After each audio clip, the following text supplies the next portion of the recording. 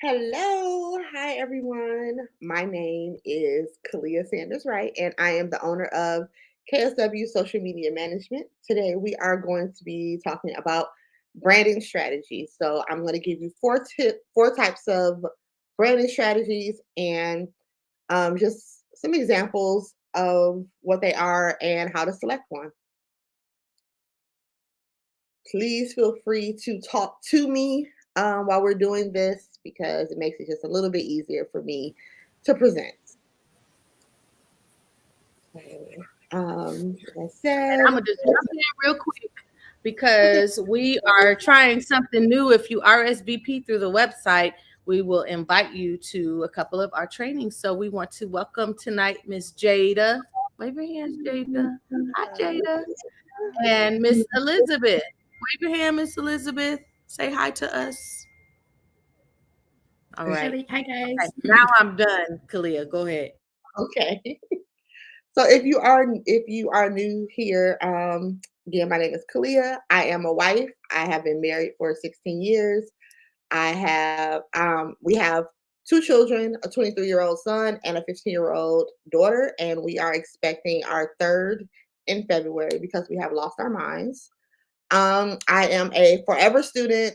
I have two master's degrees, and I am a business owner, owner of KSW Social Media Management, a boutique social media management agency. And we help small business owners increase their visibility online so that they can turn their followers into customers. So, branding. Do you know what branding is? And I'm going to talk to our guests because I'm not used to having them. So, I'm excited to have y'all here. So, do you know what branding is? Either one of y'all can answer.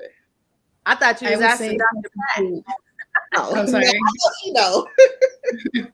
I would say it's the way that your customer base knows you, or like the public actually knows you, or how they get a feel of your business. Absolutely. So, branding is the way that your clients are able to identify you and how they feel when they interact with you. So it goes a little bit beyond colors and topography. It's also like the type of service that you provide too. So um, when you are branding your business, you can look at it from a bunch of different ways or from one way. Um, I'm social media, so some of it speaks a little bit to me more than others, but as small business owners, we know we are all the things. So you have to look at it as a whole picture. So, four types of branding strategies. Well, there are many types of branding strategies, right?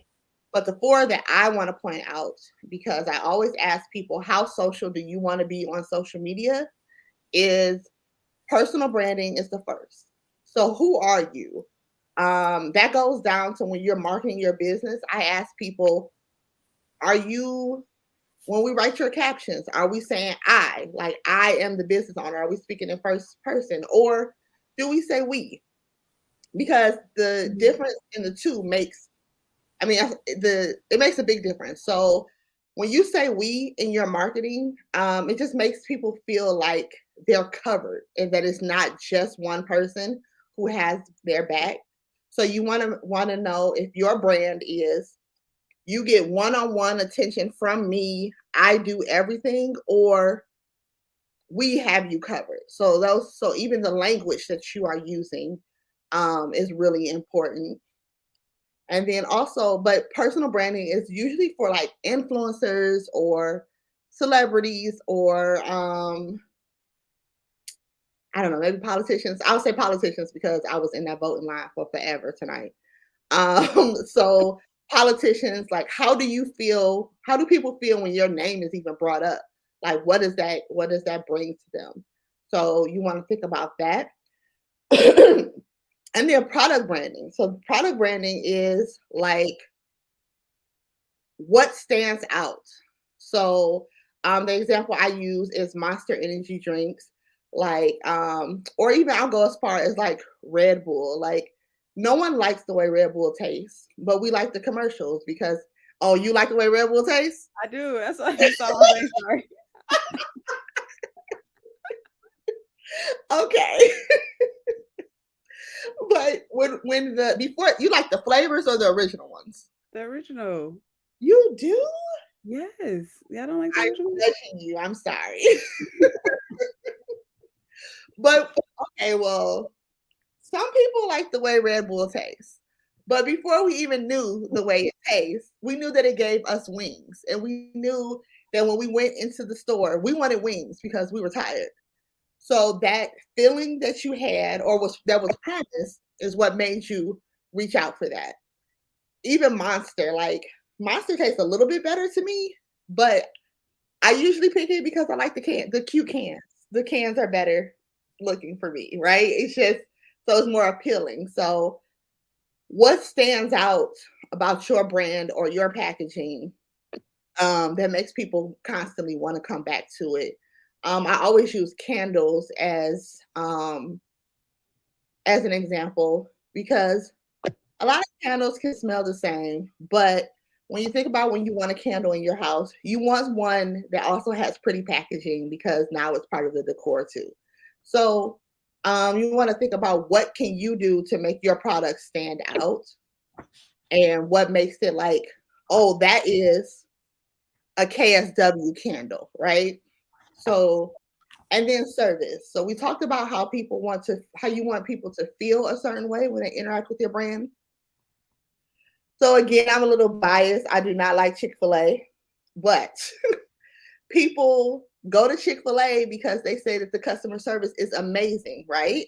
And they're like, you won't get that McDonald's treatment over here. So if you're tired at the end of a day and you pass McDonald's or you pass Chick-fil-A and you don't feel like going back and forth with the person at the window, you're going to go to Chick-fil-A because their branding has made it that you know that you're going to be treated well there.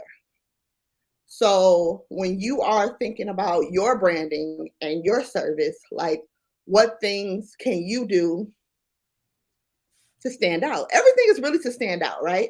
So do you have a customer loyalty program? Are you answering emails within 24 to 48 hours and you're promising, excellent service? Are you responding to people? So for us on social media, it's how soon are we responding to people? They want to know that they're talking to a real person. So if you are on social media and you're posting and then you're going away, but you're not really building a community because you're not talking to the people that surround you, then you're going to choose the person who's having a conversation with them opposed to the person who just has pretty graphics, right? So you want to think about service. And then branding, and then online branding. So what does your brand look like? So my brand online is when you see these purples and you see this blue and you see the yellow and you see these two fonts together.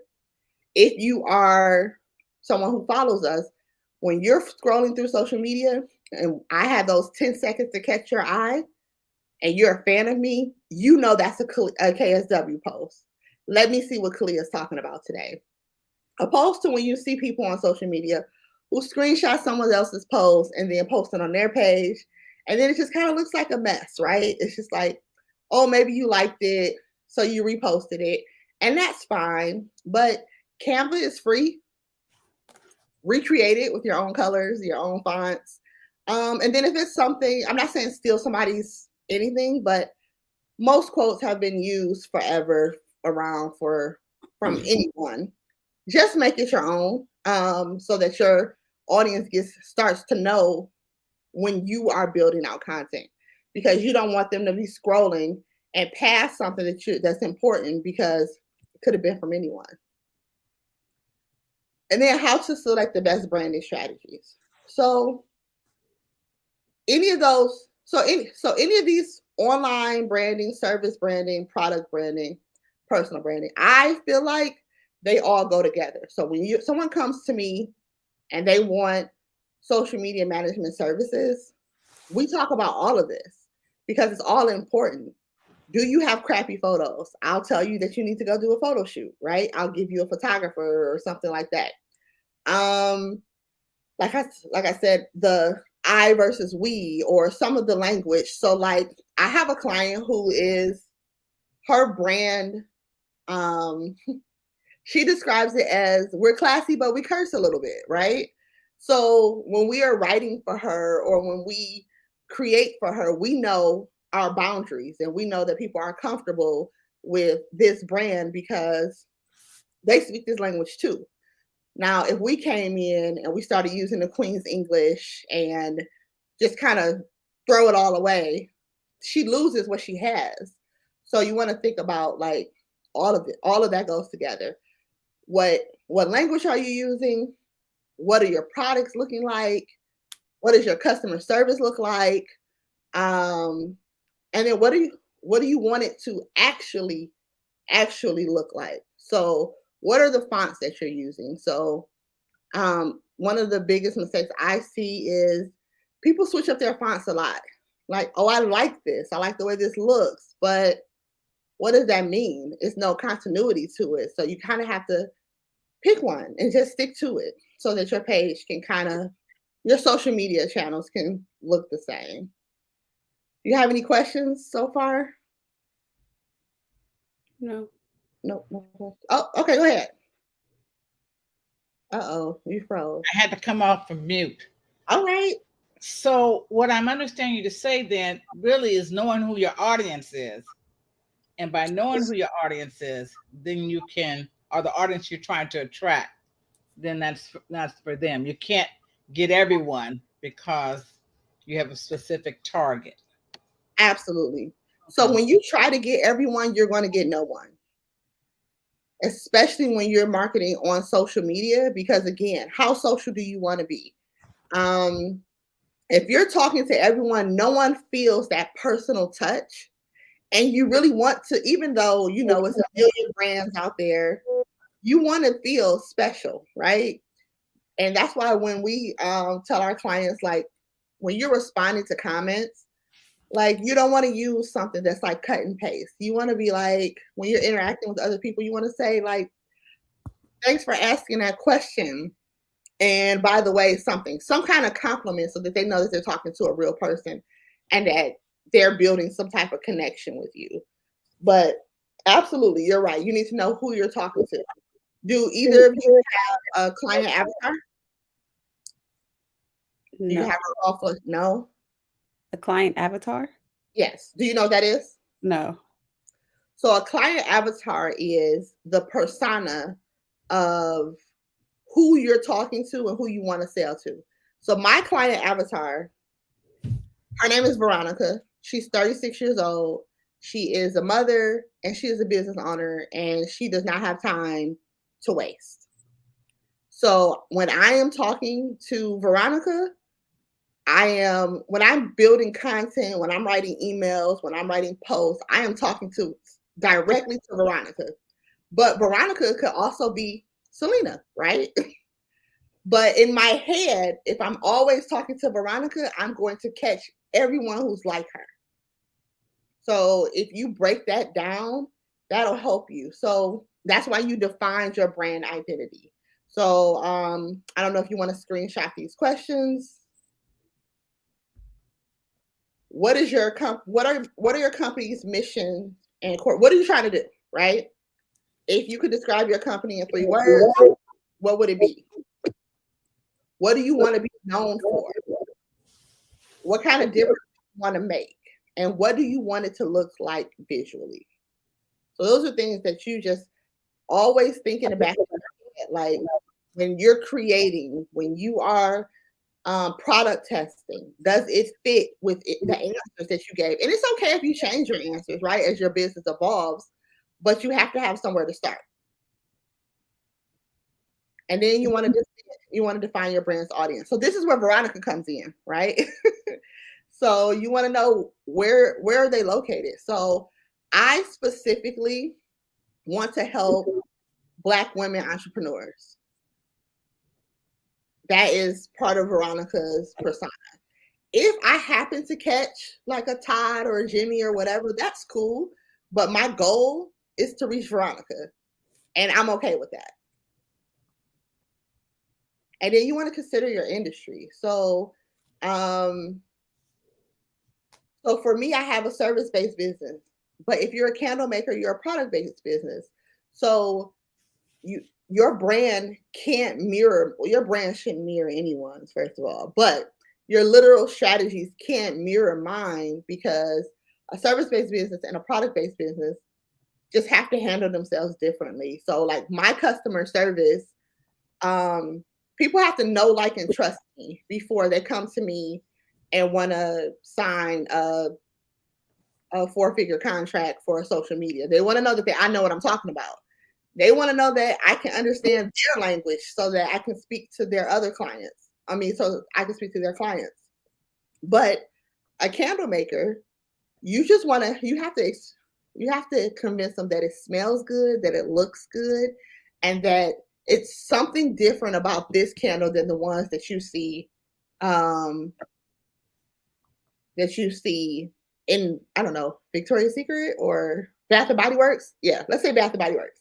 What's different about Bath and Body Works than your candles? So you have to consider your industry. And then product-based businesses, for branding, it's so much easier to brand a product-based business than it is for a service-based business, because again, it's the personality and everything that comes into the service-based businesses. But for products, they don't necessarily care, who you are. So you get to kind of cheat the system a little bit because you get to skip some steps. But that means that you really, really have to step it up with your graphics. Like your labels have to be amazing. Your photos have to be amazing. Like you want to share your process, because that can be something that sets you apart from other candle makers. Like no one knows who makes the Bath and Body Works candles, but if they watch you make candles, people like to watch ASMR videos, and if you make that, they end up buying it, right? Because you've created an experience for them. So that's your service. That's a personal thing that you've done, and then that's also like, and that's also something like your online presence. So create an experience.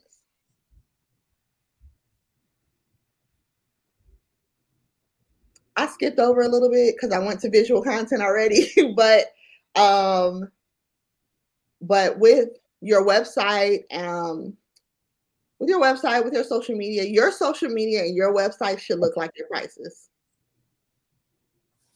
Do you understand what I mean by that? If you are selling candles that look like you put a sticker on it and telling me they cost $25, I'm going to keep scrolling. But if it looks like you really put some effort into it, like content is like you want people to like see this and be like, dang, I'm sorry, Kalina. You want people to see it and be like, dang, this is amazing. I want this. I need this. But that comes from the photos and the videos, because you have nothing else at first. So, and if you're a service-based business, one thing I'll tell you is, if you don't have a lot of brand photos, so like me, my brand photos are old. Look at this. My hair is cut. I don't look like this anymore. I am 6 months pregnant, but I use great stock photos right now. I crop the heck out of my pictures. I use great stock photos. I have subscriptions to stock places, so that, unfortunately, there aren't a lot of Black stock images. So when people are using Black stock images, we all end up using the same ones. But if you get some subscriptions to like Create Her, oh my goodness, I can't think of the name. I know it's nappy.co is one that I paid for. Another one is Create Her. What is it called? I don't think it's .com. And then another one is called Honey Social. But these are photographers who are going out and taking photos, and then a lot of people don't know about them. So you get these high quality photos that feel like they belong to you because you aren't seeing them all over the internet. Like I use stock photos so much that like when I see them on billboards, I can tell where they came from. So you want your brand to stand out. So get like great photos if you can't get them of yourself. And humanize your brand. Excuse me. So again, how social do you want to be on social media? Some people are oversharers. Some people don't share enough. You have to figure out, you have to show your face a little bit, right? Because people want to know. I don't remember. If you remember a couple years ago when it was really, really trendy to support Black businesses, Yeah. and everyone was showing their face. I'm Black. Come on and support us too, right? But keep that going, because those same people who were looking for you then, it might not be in the same volume. They're still looking for you. So you want to make sure that the people that you are willing to attract, that you want to attract, can find you easily. So that goes to the know, like, and trust factor. So they need to know you. They may not need to know your full name, right? But they want to know your face. They want to know, maybe you created this. Like, I have a client who does have a candle business, and she does it with her daughter. And her story is so cool that her daughter wanted to do it. Her daughter, they create these candles that have these playlists on it. And her mom quit her job to help her do it. That's part of their story. So I could buy my candles anywhere, but I bought this because you're a mom who quit your job to help your daughter have a business, right? So maybe I don't even need a candle, but I'm gonna buy one anyway. So when you add those human factors to your brand, it helps you find your supporters. And then keep the conversation going. Everyone wants 10,000 followers, even though the reason why we all used to want 10,000 followers is so we can have the swipe up feature on Instagram. And you don't even need that anymore because anyone can put a link in their stories. But everybody wants all these followers. But what are you going to do with them? If you can't talk to 100 followers, how are you going to talk to 10,000 followers? So if you start building these conversations and these relationships with people, then they end up being your marketing, because they're going to remember you because you are who you are, or you are a real person. And when someone does need a candle, they're going to be like, oh, you should buy from this person I follow because they're really nice, or they look really cool, or she does this special thing when she makes them. She prays over every candle. Something that makes you stand out. So, but when you have those conversations with your followers or people in the community, then you turn them into your marketing. I almost made it to the 30 minutes, Selena. Questions? Comments? So then, pretty fast. So you're talking about basically about your value proposition. Yes. Okay. Okay. And why do I stand out? What makes me stand out amongst everyone else? Yes. One of the things that when I send out a welcome email to people, I say, you could be anywhere on Beyonce's internet, but you're here with me. And that's just me showing like my personality. And then there's another way for me to connect with like my audience, because Veronica likes Beyonce. So most of my people who are new clients, they're like, oh, I love Beyonce. And that's another conversation starter, right? So that's just part of me humanizing my brand. So last week or the week before last, when you were talking about branding, you had said something about you had Facebook, you had Instagram, you had all these other social media avenues. Mm-hmm. But the ones that seemed to be the most attractive one with a business was, if I get it right, Facebook and Instagram? Yes. Everyone with a business should have a Facebook and an Instagram. You should have both. With Facebook and Instagram, it's not either or. You should definitely have both when it comes to Facebook. And in case y'all weren't here last week or didn't watch the replay, let me tell you why. Facebook is like the OG of social media. So this is where our cousins are, our aunties are. These are the people who are going to share our posts. They're going to like our posts. You know, they're gonna have those awkward conversations that are like, I love what you're doing. Love Auntie Rosalind. And that's because my Auntie Rosalind is always telling me who she is when she leaves a comment, right? But she also shares all my posts. So, but also what Facebook does is it lends to your credibility. So no one's looking for you on Facebook until they're looking for you. So when you're out and you say, hey, I own a social media management company, people are going to Google you. And if you don't have a Facebook page, they're going to be like, I don't really know, because we kind of look at Facebook like the white pages. It's like, I want to be able to look you up, but I don't really want to interact with you until I need to. And then Instagram, you can use that as a digital business card. So your top 9 posts should say who you are, who you serve, and what you do in some kind of order, however you do it. When they look at your top 9 posts, even now, because you can pin 3 posts, your top 3 posts can say who you are, what you do, and who you serve. So you use that as your digital business card. LinkedIn is for people who want everyone to think that they're the smartest person in the world. Twitter is for people who have an opinion. But I would steer clear from Twitter. I've always felt this way. Twitter is where brands go to die, because brands really shouldn't have an opinion about anything, because you don't want to exclude anyone. And then right now, with like Elon Musk not really knowing what he really want to do with the platform, I would just kind of stay away from it. And then I don't really like TikTok, but if you want to be a dancer, you want to go over TikTok and do some dance, go over to TikTok for that if you want to entertain people. Jade is a dancer. Okay, you be over on TikTok dancing?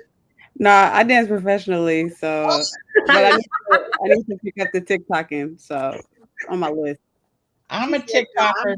You a TikToker? At least an hour and a half to 2 a day. Yeah. Okay. Oh, yeah, I'm a TikTok watcher for sure. Oh, that's fine. I'm a watcher. It's research. That's what I meant. A watcher. Yeah. I get stuck on TikTok for an hour or 2 a day. Yeah. And I still don't understand how it works for brands, because I never see anything that makes me want to go buy something from someone. I just, you know, so I don't, we don't offer that platform, but I know there are plenty of people who do. Yeah. Can I ask a question about the value? When you mentioned value proposition, can you break down exactly what that is? Is that just like your mission and vision, or is that, what is the value proposition? So, I hear echo. Can y'all hear me? Yeah. But I did hear the echo.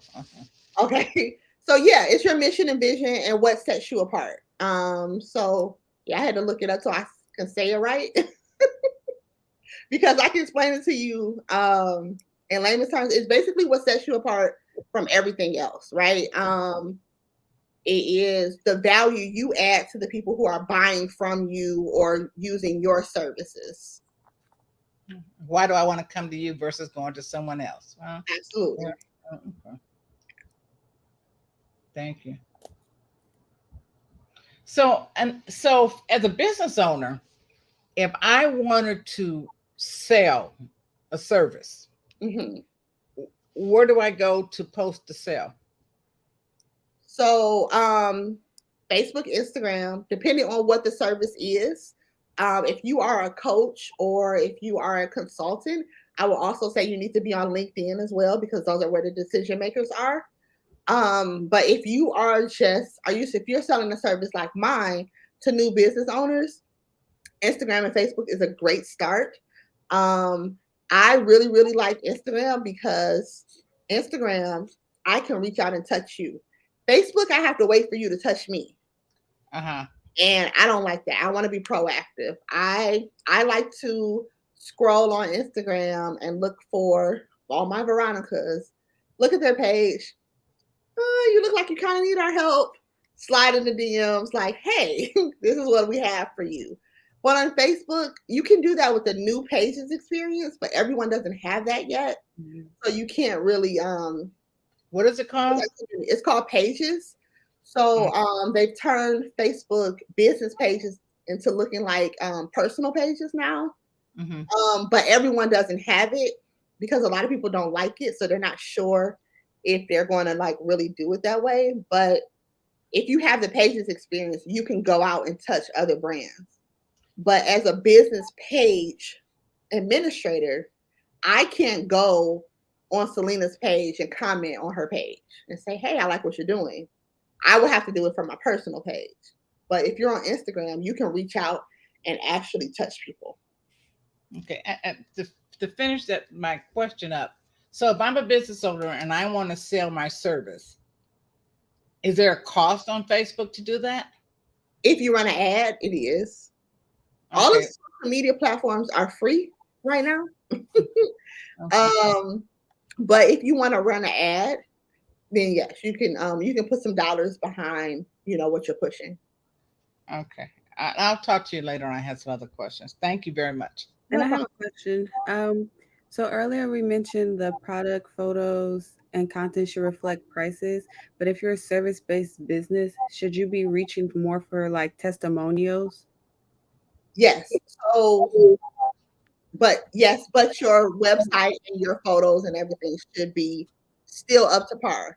So you can't sell me a 5-figure consultation package and all of your photos on your website are selfies because you haven't even invested in your brand. Now I'm supposed to trust you with mine. Yeah. That's all I really mean with that. We all start somewhere. My photos used to be selfies too. Like, oh, this is a cute photo. It's not. It's really. We had a question in the chat. She said, what's best for nonprofits? And I think she means what social media outlet is best for nonprofits. So it depends. If you are a nonprofit who, let's say you have a program for girls and a mentorship program, and you're looking for participants, you want to be on Instagram and Facebook. Facebook because the moms are on Facebook looking for somewhere for their kids to go. Instagram because the kids are on Instagram possibly looking for fun stuff to do. But if you are looking for funders, you need to be on LinkedIn.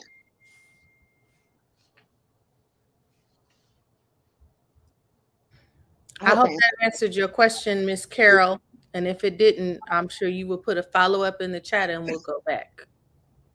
Because we got 2 minutes. And then we're going to wrap this puppy up. Oh, I like questions. I love question and answer sessions. I have a question. So in the beginning of like a startup, how much would you say like would be good to invest in like those ads in like Instagram and Facebook to start off? So right now, if you're a startup, I wouldn't spend a whole lot of money on ads because it's the holidays and everybody is running ads and you're going to be competing. So the clicks are going to cost you a little bit more.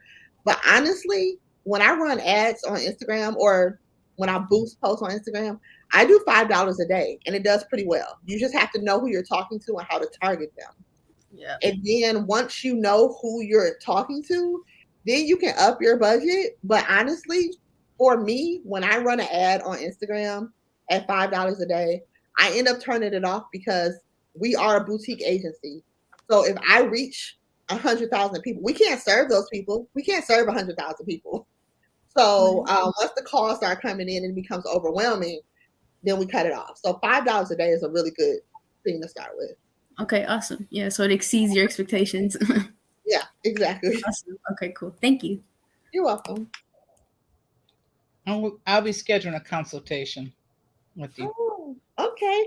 And if anybody who's watching this wants to schedule a consultation, are you going to put the website, Selena? I'll answer any questions. We can do a social media audit. Great for the holidays to see what you could be doing to just kind of step your game up before Black Friday, before Christmas to get some sales. Or if you're looking for the top of the year to just kind of come out with a bang, we can help you with all of that.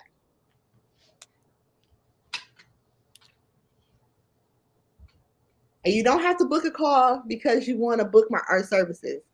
You can book a call because you got questions. We're taking those too.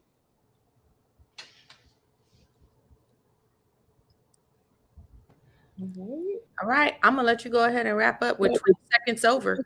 You did good too. You did good, girl. You go, girl. Listen, I just want y'all to know I'm the least social media manager ever. So when she asked me to do these, I get like armpit sweat. So I'm happy that y'all were on here talking to me because I was a little nervous. So thank y'all for being here. You did great. Thank you very much. Great job. Thank you. Thank you. Thank you. Bye-bye.